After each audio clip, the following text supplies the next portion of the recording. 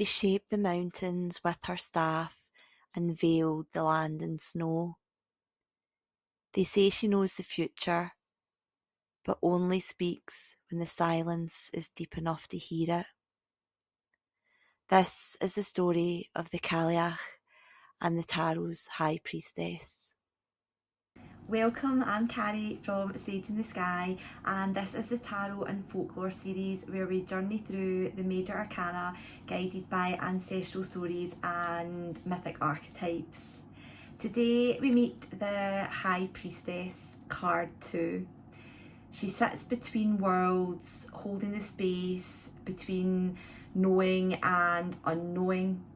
And our guide for this episode, an ancient Scottish crone goddess, the Cailleach.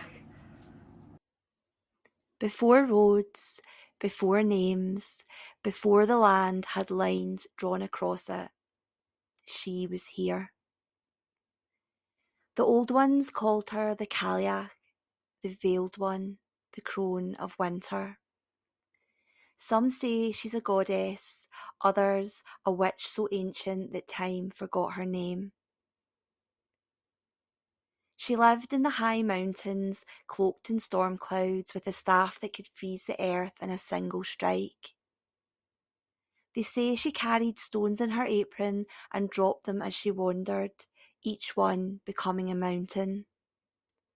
The hills of Glen Lyon, the peaks of Ben Cruachan, the standing stones of Cailleach, all said to be shaped by her hand. In the darkest half of the year she ruled. The land turned cold under her breath. Rivers slowed, trees went quiet. But beneath the frost, life dreamed in seed and root. And the Cailleach watched it all, not with cruelty, but with timeless, patient wisdom. She is the keeper of sacred wells, of thresholds and doorways, of places where the veil thins and the soul remembers. People feared her, yes, but they also left her offerings. A piece of bread on Samhain night, a cup of fresh water by the hearth. She was respected, not resisted. One tale tells of a traveller who came to a spring at twilight. The waters were black as ink, and the trees stood frozen in reverence. The traveller was thirsty and bent to drink, but before his lips touched the water, a voice called out, "You must ask first." He turned and saw her. A woman older than mountains, her eyes a grey deeper than storm skies. Her hair was long and wild, the colour of snow just before it melts. Her skin was lined not just by age, but by eons. She said nothing more, only watched. The traveller asked, trembling, "May I drink?" The Cailleach nodded. And when he drank, he saw visions, not of the world around him, but of himself. The parts he'd hidden, the wounds he'd silenced, the truths he'd been too afraid to name. He wept beside the well, and when he looked up again, she was gone. Only the sound of the wind through stone remained. Some say she walks with a white dog by her side, eyes like blue fire, and that if you meet her in the wild, you must not speak first. Let her speak or not at all. She values silence. She values those who wait. They say she appears only to those willing to enter that silence. Those who do not demand answers, but wait until the earth is quiet enough to hear the truth rising from within. She returns each Samhain, bringing the frost. She leaves at Bealtaine, passing her power to the goddess of spring. But while she walks the land, no seed grows without her blessing. No truth comes without her price. She has been called many names: Black Annis, Carlin, Bera. In some tales she is the mother of the gods, in others a prophet who guards the doorway between life and death. But in all of them she waits in stillness, and the stillness is the key. To meet the Cailleach is to meet yourself in the mirror of the deep, and to realise that some wisdom cannot be spoken, only received. The High Priestess is the guardian of the threshold. In the original Rider-Waite-Smith image, she sits between two pillars, Boaz and Jachin, opposites that frame the gateway.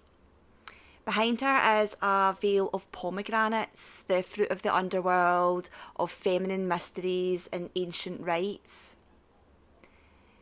She does not speak, she does not act, she knows, and that is enough.